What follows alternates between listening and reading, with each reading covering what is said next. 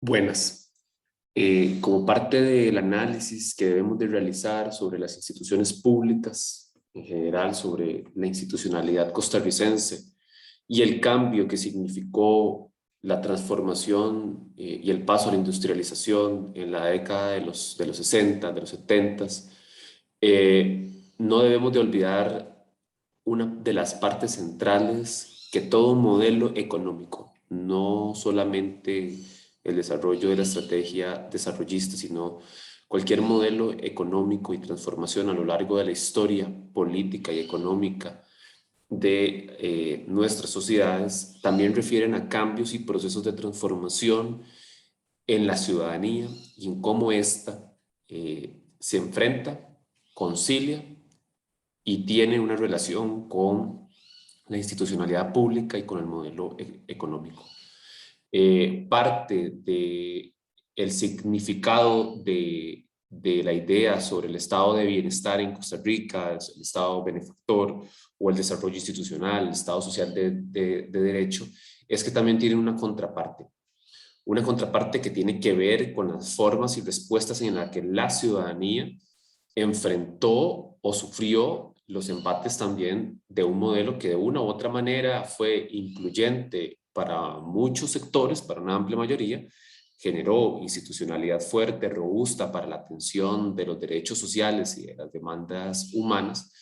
También es cierto que generó procesos de exclusión propios de un sistema capitalista que sin lugar a dudas tiene una repercusión en la vida de las personas. Recordar estos elementos nos ayuda también a comprender trayectorias de comportamiento social, de comportamiento humano, que al fin y al cabo derivan también en formas y respuestas del Estado ante la ciudadanía y viceversa. Eh, Parte de los elementos sustanciales de este momento histórico es que hay una reconfiguración de las formas de movilización social. Recordemos que para la década de los 40 la forma de movilización social estaba circunscrita al apoyo y al respaldo de la reforma social como un mecanismo de contención de los problemas sociales de la época y de la cuestión social, también como una forma reivindicativa de los derechos laborales, movilizaciones del sector bananero, movilización del sector obrero costarricense en defensa de la reforma social, fueron el parteaguas del momento histórico que se vivía. Sin embargo, para la década de los 50, los 60 y los 70, posterior a la guerra civil, donde el estado de represión era importante, donde había una lógica, entre comillas, hegemónica sobre las formas de ver la institucionalidad y de comprender la economía, esas externalidades en las formas de movilización se modificaron y no es hasta la década de los 70 donde se empiezan a dar importantes gruesos de movilización. Antes de esto eran centralizadas, focalizadas en puntos territoriales y por demandas puntuales. Y eso es importante tenerlo en cuenta porque ese fue un comportamiento característico de las formas de movilización, ya sea del sector campesino como de los sectores urbanos. La orientación que se da en la movilización es y responde también sobre la ampliación de las necesidades básicas humanas. Disputas por el agua, por el derecho al agua, disputa por viviendas dignas, disputas por condiciones de sanidad, disputa por infraestructura. Son puntos elementales sobre los cuales se circunscribe la acción ciudadana, la respuesta ciudadana ante el Estado, que si bien es cierto, empezaba un proceso de ampliación de políticas públicas y de políticas sociales para contrarrestar estas necesidades, también generaba procesos de acciones de exclusión social, característico siempre de cualquier proceso de generación de política. Lo cierto también es que esto generó, por el lado de las respuestas de movilización ciudadana, generó a la institucionalidad, es decir, a la inversa, en esa relación dialéctica, estos conflictos sociales también generaron movilización dentro de la institucionalidad para la atención. Y muchas de las conquistas sociales, muchos de los derechos sociales en su generalidad alcanzados durante esta época no vinieron exclusivamente o no vinieron directamente desde la institucionalidad, sino por el contrario, vienen orientados desde la ciudadanía como formas de externalizar sus necesidades. Aquí debemos de comprender que la ruptura sobre lo que se comprende como democracia durante la época, que es ahí donde se consolida la idea, digamos, y la consistencia de democracia costarricense como excepcional dentro de la región centroamericana y latinoamericana. También es cierto que esa democracia desatendió, o esos procesos de democracia no incluyeron esas otras caras, esas otras respuestas, esas otras necesidades, sino más bien se circunscribió a una estabilidad en el ejercicio del voto. Y es acá donde debemos también de replantear la concepción de democracia que se fue construyendo en Costa Rica, y verla también desde la mirada social, que nos da una profundidad en el análisis a la hora de plantearnos el estudio de las instituciones públicas por un lado, y el estudio de las respuestas de los movimientos sociales, de la ciudadanía organizada y de los procesos de organización social. Esto también nos lleva a repensar que en un momento de alta represión contra todo aquello que tuviera una connotación de comunismo, implicó también repercusiones sobre derechos y demandas justas y dignas para la sociedad. Y es acá también donde opera el control ideológico del Estado sobre lo que se narra en términos históricos. Las respuestas ciudadanas también tienen un componente al proyecto político que se estaba desarrollando, sobre todo al proyecto político del Partido Liberación Nacional, que como vimos en la clase anterior, tiene un importante fundamento en las prácticas de expansión programática para la atracción de bases políticas y de bases electorales. Y es acá donde también estos sectores urbanos y campesinos, estudiantiles también, generan una contrarrespuesta a esta dinámica. Ahora bien, podemos ubicar desde movilizaciones estudiantiles, organizaciones comunitarias mediante las juntas progresistas, las luchas contra el aumento tarifario. También tenemos un importante avance en las luchas feministas durante la época, y derechos laborales y de tomas de tierra.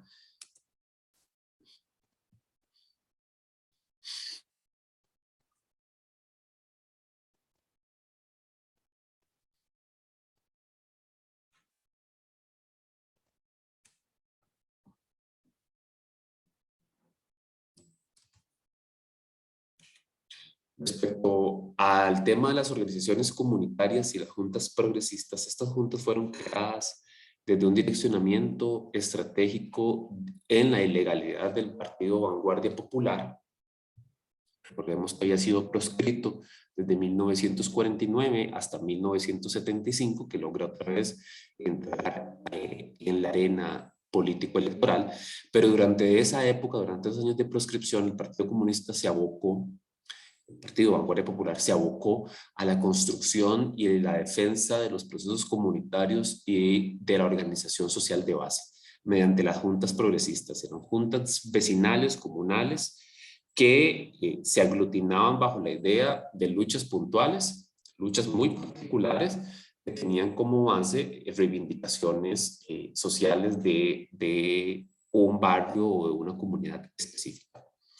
Las organizaciones comunitarias, cabe destacar, no solamente se dieron en el tema de las juntas progresistas, sino también de otras formas de organización comunal. Sin embargo, estas juntas progresistas, por el rol que cumplieron durante esta época, son de trascendental objeto de estudio, porque permitieron también el desarrollo puntual de acciones cotidianas y de acciones identitarias que permitieron, por ejemplo, la Organización para la Lucha de parques, de aceras, de acueductos, de caminos, de vivienda, de lucha por el tema tarifario en el alza de la electricidad y del agua, y de otros elementos que pasaban por el relacionamiento público-social de las comunidades. Esas organizaciones comunitarias tienen una causa en la movilización social en zonas urbanas. Esto es muy importante, sobre todo en los barrios del sur de la capital, que se empiezan a conformar con mayor fuerza por los desplazamientos laborales del sector obrero, pero también por una migración interna en Costa Rica de personas que estaban o que vivían en comunidades, entre comillas, periféricas y rurales, y que se empezaron a desplazar hacia zonas urbanas. Y es en los barrios del sur de la capital donde se empieza a aglutinar este tipo de acciones y ese tipo de formas de organización con mayor fuerza. Se desarrolla en un contexto de expansión débil de la institucionalidad pública, donde existían campos no institucionales en el territorio sin capacidades de ingreso a beneficios y servicios públicos. Esto es muy importante. ¿Por qué? Porque si bien es cierto, el Estado costarricense, la institucionalidad costarricense puntualmente empieza a tomar fuerza y a desarrollarse durante esta época, lo cierto es que hay un momento en el cual esa institucionalidad viene o tiene un proceso de aprendizaje, una curva de aprendizaje y de formación interna, legal, administrativa, burocrática, con capacidades que tal vez no estaban creadas. Y es en este momento donde las organizaciones comunitarias empiezan, como respuesta a sus necesidades básicas insatisfechas, a generar estos tipos de movilización.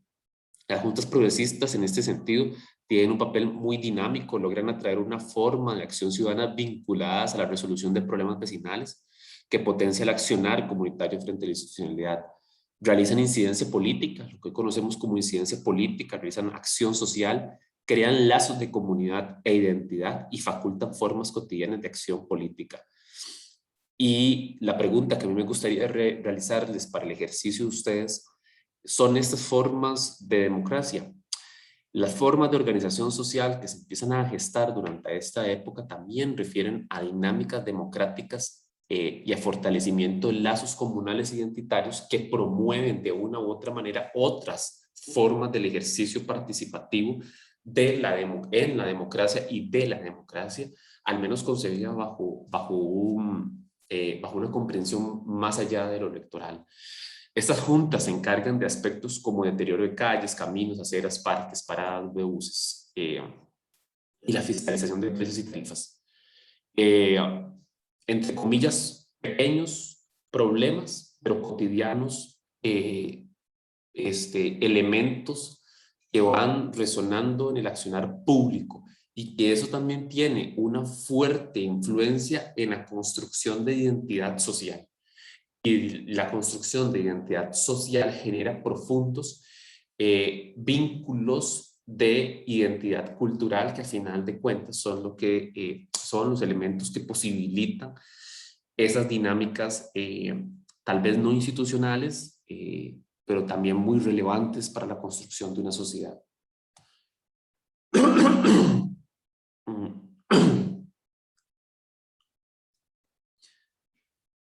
Es importante establecer acá también de forma puntual que se estructuran en la capital, pero también hay una expansión de estas juntas progresistas y estas formas de organización comunitaria al resto del país, sobre todo en aquellos sectores proclives a la organización y a la movilización social, por ejemplo Limón, por ejemplo Punta Arenas y otras zonas como la zona sur del país. Esto también permite que el Partido Vanguardia Popular proscrito funcione también como una base social, sin embargo siempre con las altas posibilidades de ser detenidos en un momento de proscripción de este partido. Por lo tanto, para contrarrestar este efecto, este proceso de consolidación de los movimientos comunitarios, se crea la Dirección Nacional de Desarrollo Comunitario, hoy conocida como DINADECO, con el objetivo de dirigir y promover la organización comunitaria mediante sesiones de desarrollo, transformando transformando las juntas progresistas y la idea de las juntas progresistas a la institucionalidad. Es decir, se adopta el patrón de las juntas progresistas a la institucionalidad pública mediante Dinadeco. Esto también refiere a asociaciones de desarrollo, lo que hoy conocemos como las asociaciones de desarrollo,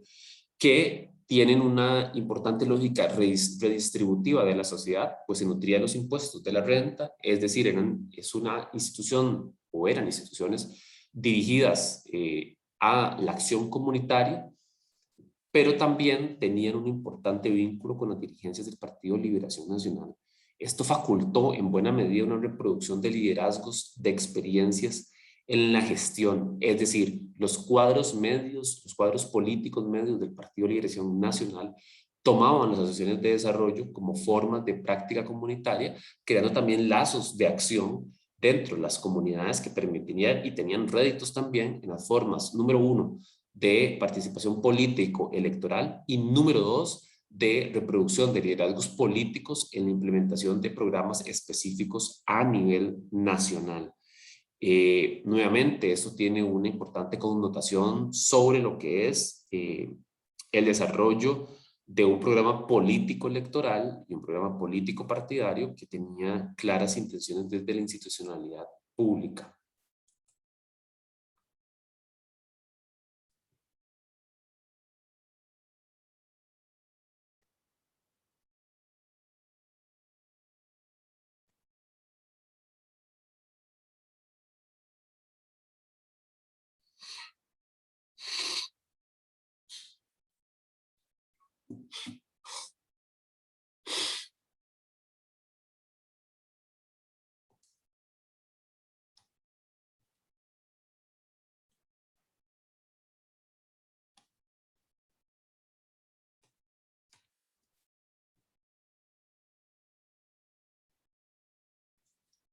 Ahora bien, la lucha contra los aumentos tarifarios en los distintos, en las distintas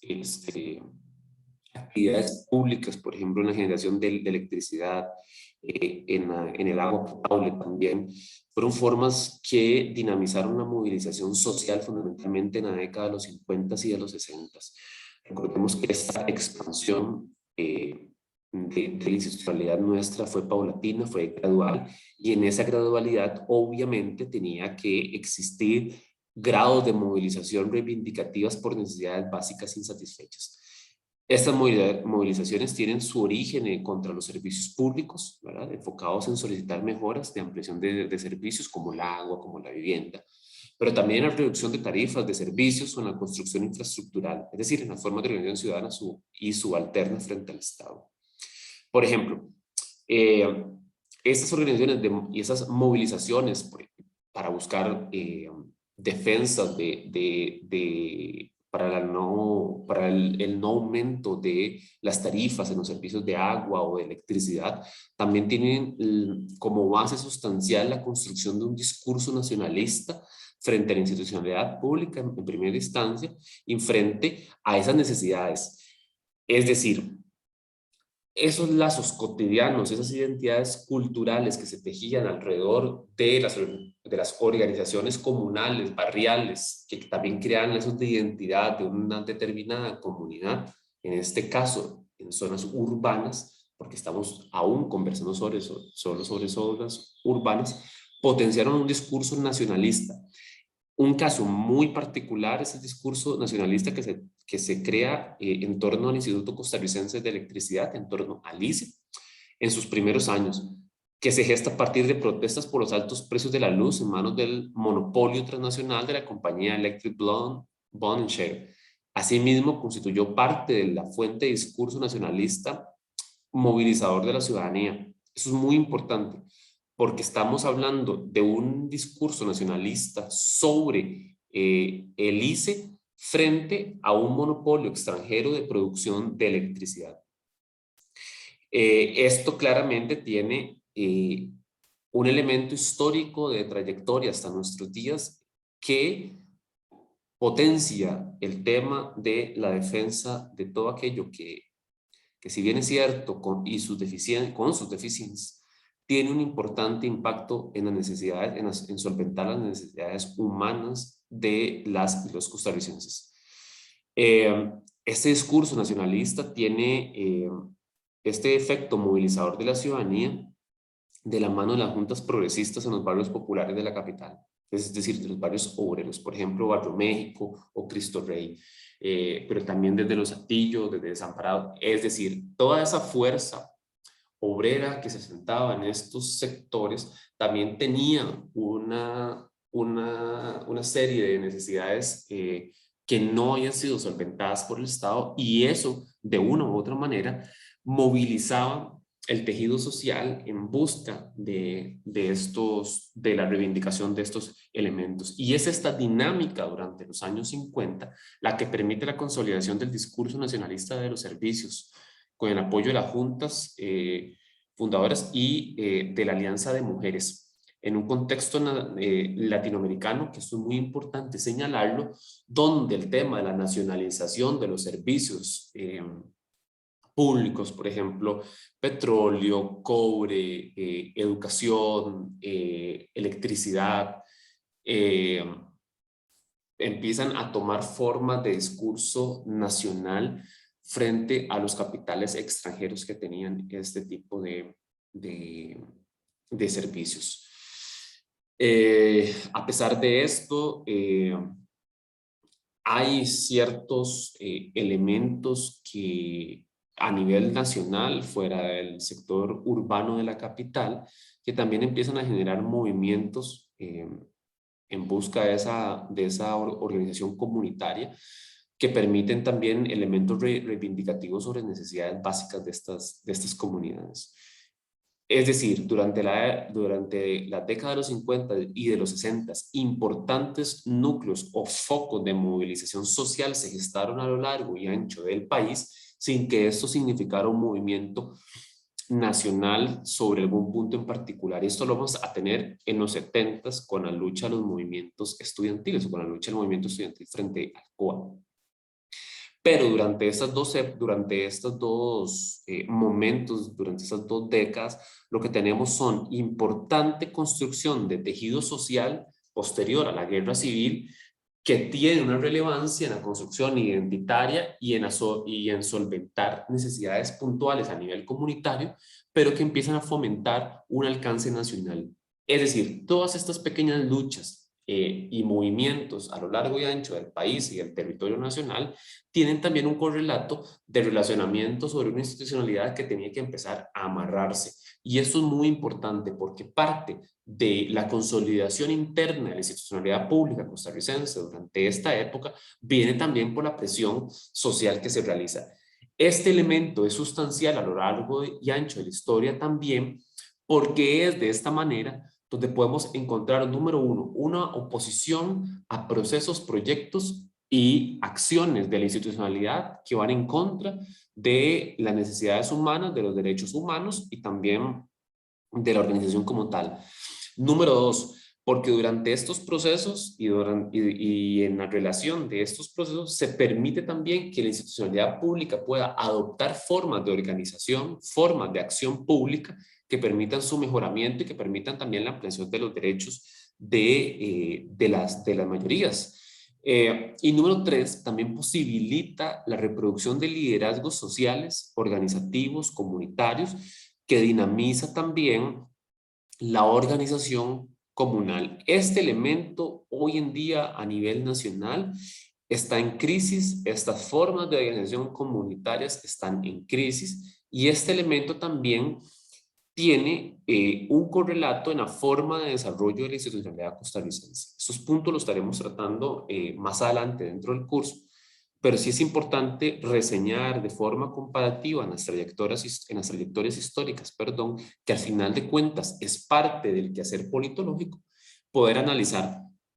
las trayectorias de las formas de organización social comunitaria. Por otro lado, la Alianza de Mujeres Costarricenses nace en los años 50 de la mano de una estrategia también del Partido Vanguardia Popular para sostener la organización popular y social que se había perdido posterior a la guerra civil de parte de este partido. En sus primeros años, esta Alianza de Mujeres, si bien es cierto, nacía desde el Partido Vanguardia Popular como estrategia, se conformó como una organización, como un movimiento sin bandera política, con capacidad de trascender partidos y con necesidades reivindicativas puntuales de las mujeres más allá de una acción pública partidaria. En sus primeros años, la Alianza de Mujeres Costarricenses se aboca por la defensa del voto femenino, que había que defenderlo posterior a la inclusión en la Constitución de 1949, pero también a la cedulización. Es decir, hasta 1949, las mujeres en nuestro país no se consideraban ciudadanas como tal, porque también sus procesos para la obtención de la cédula eran negados. Y este elemento empieza a transformarse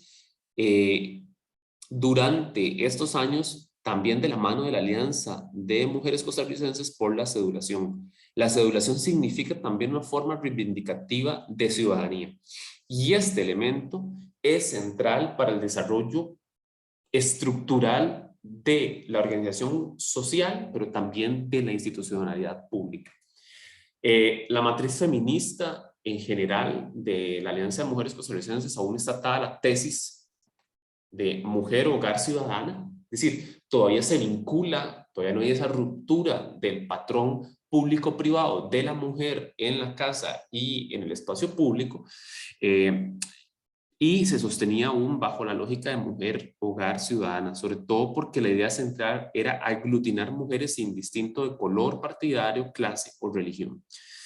Esto también llevó a un proceso de politización del campo del hogar para romper con la concepción de que la mujer solamente era utilizada para reproducir, para el tema de los cuidados, y bajo una lógica moral de la mujer en el hogar.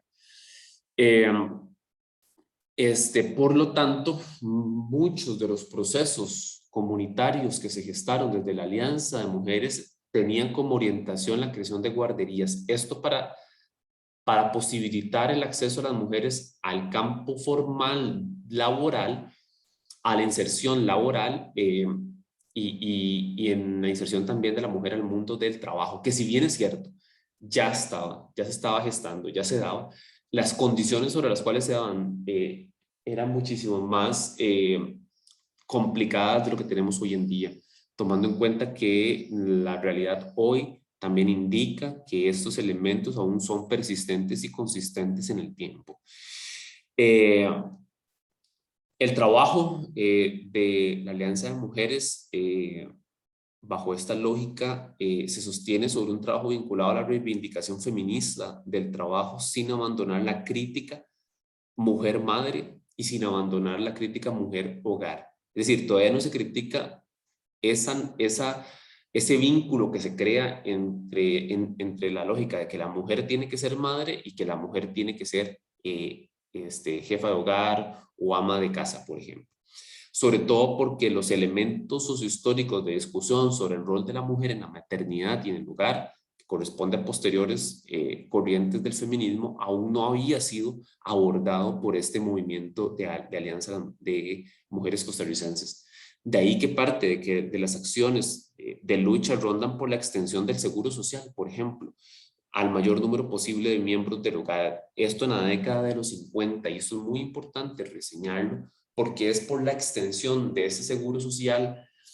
que empieza un proceso de movilización de las mujeres en busca de la ampliación de su lógica de hogar.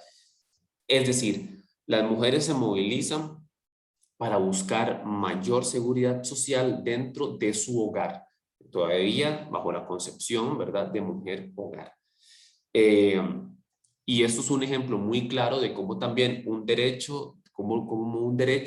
de género también empieza a ampliar a un derecho de mayorías. Y hoy en día tenemos en los hogares un seguro social ampliado para los hijos o para personas desempleadas a partir también del tema de la extensión del seguro social en los hogares.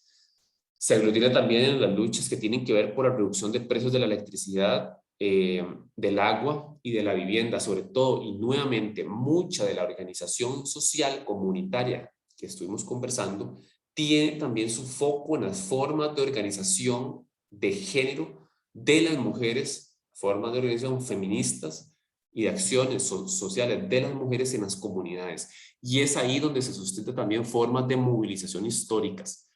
Por ejemplo, la lucha por la reducción de los servicios tarifarios del agua, por los altos precios que se estaban gestando, tiene su foco también en las formas de movilización que las mujeres reivindicaban en sus hogares y en el gasto que esto significaba para ellas. Eso sobre todo en los sectores urbanos, pero también con una ampliación a nivel social. Y esto es muy importante porque la protesta por los precios en la electricidad y las tarifas es una pugna que se gesta, digamos, y tiene su foco en los, como le mencioné, en los 50s y en los 60s. Pero también tiene una relación en esas formas de organización social de las mujeres. Eh, en términos muy generales, podemos ver que todas estas formas de organización de derechos laborales, tomas de tierra, también tienen su forma en dinámicas de resistencia y de ampliación, en comprensión de la acción social y en la transformación del sujeto social. El sujeto social en ese sentido, en el desarrollo del estado de bienestar, empieza a transformarse. Y el tema de la lucha por derechos civiles, por derechos sociales e individuales empieza a ser parte del gen de acción de ese nuevo sujeto social que tiene también su base sustancial en la reforma social de los años 40, en las formas de movilización y organización social de la época. Es en ese sentido donde ese estado de bienestar, ese estado de generación de un bienestar mínimo, empieza a tener mayor potencialidad como respuesta también a la presión social. Este elemento ineludiblemente tiene una repercusión en la creación de programas, de políticas, de acciones sociales y de estructura institucional. Por otro lado, es importante reivindicar todos los procesos formativos y de desarrollo del movimiento campesino, nuevamente bajo el lema "La tierra es para quien la trabaja", tomando en cuenta que la estrategia estatal a nivel del modelo de desarrollo costarricense enfocado en la industrialización había desplazado de forma consistente un grueso del movimiento o el sector campesino costarricense. Los precios se vinieron abajo, la obtención de extensiones o de créditos no eran lo suficientemente fuertes.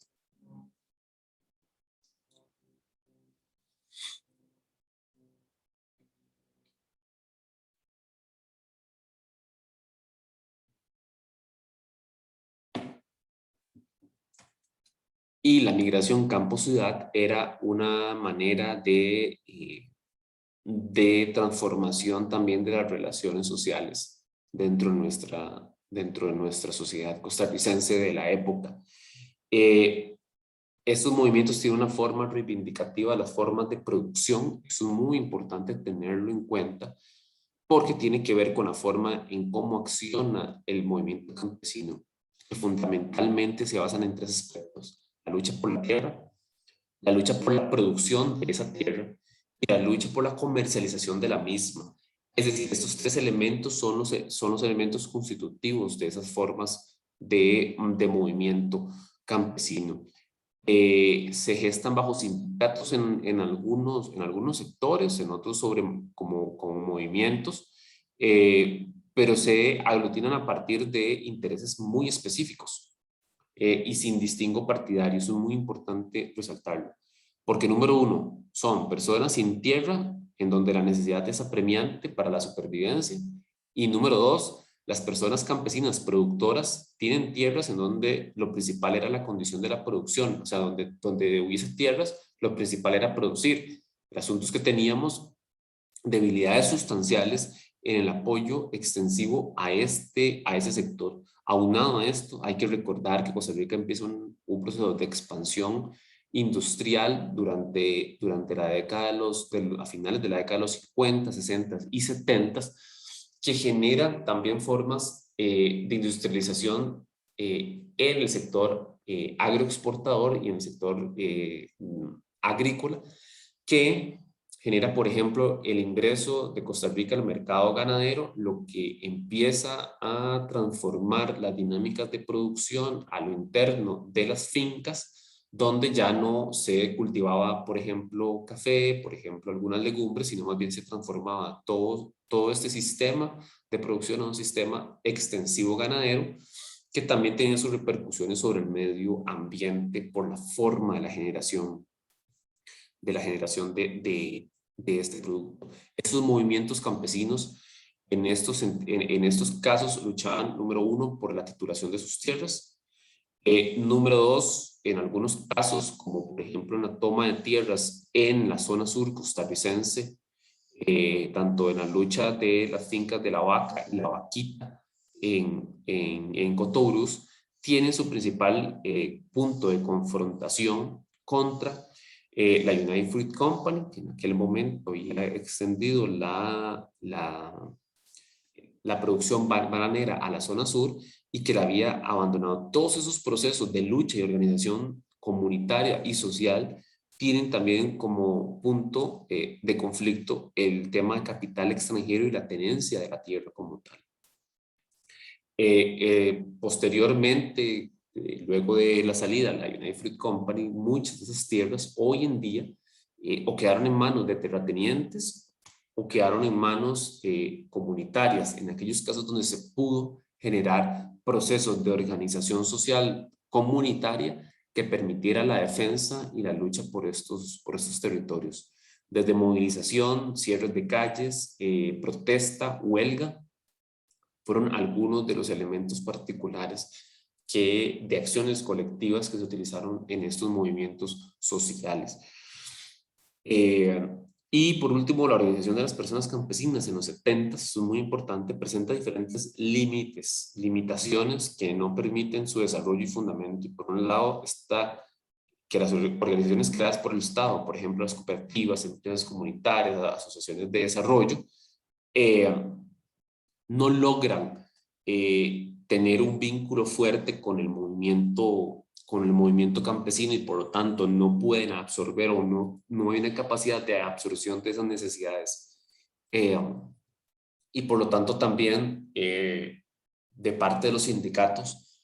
hay una imposibilidad estratégica y táctica de poder aglutinar, como sí sucedió en los años 40, la acción sindical con acción campesina o la acción obrera con acción campesina. Eso es muy importante. Costa Rica sí pasa movimientos de campesinado, de tomas de tierras, movimientos de lucha por la defensa de la tierra y de la producción, que también tienen su origen en una forma de producción comunitaria y familiar fundamentalmente, distinto también a las dinámicas de relación en las zonas urbanas.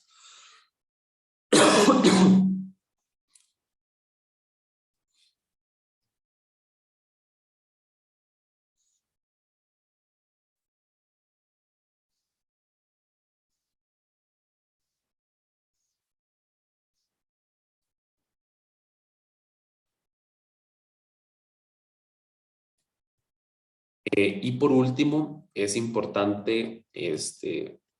hacer referencia, por supuesto, y hay un contenido dentro del entorno virtual, un video, un documental que refiere precisamente a este proceso de movilización histórico para nuestra institución. Es la movilización estudiantil contra Alcoa. Alcoa era una empresa de extracción de bauxita, que es el principal componente del aluminio, que en la zona de Pérez Celedón iban a generar un proceso de extracción que afectaba claramente el ambiente, que afectaba también las dinámicas sociales dentro de dicho cantón y que tenía implicaciones a nivel jurídico y legal para Costa Rica. Las dinámicas y la lucha contra cualquier movimiento de extracción o neoextractivista tiene también una fuerte raíz de movilización en este momento histórico que es la movilización de Alcoa en la década de los 70, a inicios de los 70. Recordemos que Costa Rica sí tenía procesos de movilización social, pero fundamentalmente procesos de movilización urbanos, comunitarios o de movimientos campesinos muy puntuales que no lograban capitular movimientos de gran trayectoria y de gran envergadura, si no es hasta la década de los 70, donde la unificación del movimiento estudiantil de secundaria con el movimiento estudiantil universitario logra una movilización importante durante los meses de marzo hasta abril de 1970 contra este proceso de reconfiguración del modelo extractivista en el país. Este elemento transforma las dinámicas de acción social y las dinámicas de respuesta del estudiantado y de la universidad contra el proceso de extracción de este material. Es importante recordar que en esta coyuntura veníamos de un momento en el cual los movimientos sociales toman auge a nivel mundial, sobre todo por el famosísimo mayo del 68, donde el movimiento francés se moviliza, pero también de las movilizaciones en México, en Argentina, contra las formas de expresión autoritarias y represivas de los estados. Y es un momento también donde la lógica y el horizonte de movilización está signado por una reivindicación de un nuevo sujeto social que tiene mucho que ver también con los procesos de transformación y con la Revolución Cubana de 1959. Por lo menos, y esto de forma muy importante, para la región latinoamericana. Esto genera un sentido de rebeldía, cuidado, no extensivo para toda la ciudadanía y para toda la juventud, pero sí para un buen núcleo de personas jóvenes que para la época asistían de forma consistente a un momento de transformación social contra dos formas de acción no coherentes para estos movimientos. Número uno, contra el capitalismo, y número dos, contra el modelo soviético. Y eso es muy importante recalcarlo. No era una reivindicación comunista per se, sino más bien una reivindicación social frente a una bipolaridad en un momento y en un contexto de Guerra Fría. Estos movimientos hoy en día a nivel de nuestra institucionalidad se celebra todos los años durante la semana universitaria y específicamente durante el 24 de abril, que es el día de reivindicación puntual del movimiento.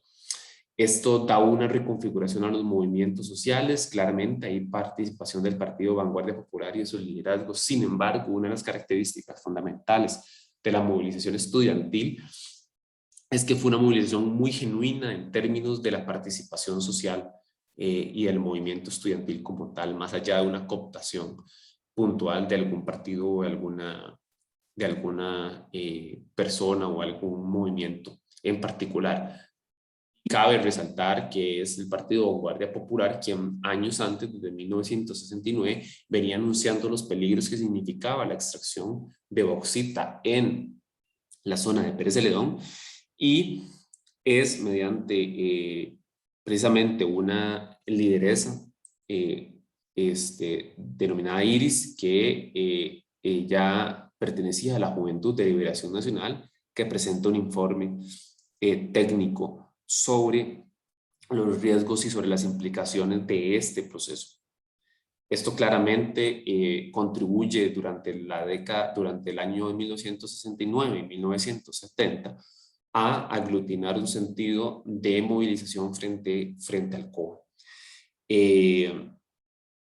proyecto no se votó, se logró traer abajo, a pesar de que tenía un buen ambiente público y un buen ambiente político, sobre todo de los partidos mayoritarios, en este caso el Partido Liberación Nacional, que contenía en sí mismo sus principales proponentes. Recordemos que estamos en transición de la administración Trejos Fernández a la segunda administración Figueres Ferrer. Esto también tiene una connotación político-electoral y una connotación de cálculo. El movimiento estudiantil en ese sentido adquiere un importante valor simbólico dentro de la sociedad costarricense, sobre todo porque la crítica estaba bien fundamentada y sobre todo porque la acción social también tenía un fundamento en una reivindicación puntual de carácter social. En términos generales, es importante señalar que durante el desarrollo del estado de bienestar, parte importante de las organizaciones vino de aquellos sectores subalternos, de aquellos sectores obreros y de movimientos sociales muy puntuales como estudiantes, mujeres, campesinado. A diferencia de otros países donde el rol de los partidos de izquierda logró un importante influjo, sobre todo en Centroamérica durante estas décadas, lo cierto es que en nuestro país, luego la proscripción y persecución, la propuesta y las voces desde la izquierda costarricense fueron acalladas de forma brutal por las prácticas estatales, y esto también generó otras formas de organización social no vinculadas precisamente a los sectores de izquierda, como sí sucedió en otros países a nivel de la región. En términos generales, es muy importante analizar siempre la institucionalidad pública, pero también el relacionamiento de esa institucionalidad pública en la ciudadanía y viceversa, porque de una u otra manera la transformación es conjunta, siendo que las políticas sociales, las políticas públicas y económicas tienen sus principales focos de atención y de generación de acciones sobre la institucionalidad costarricense. Quedamos hasta acá y cualquier consulta, comentario, duda, pueden escribirme mediante el correo o mediante el foro. Saludos.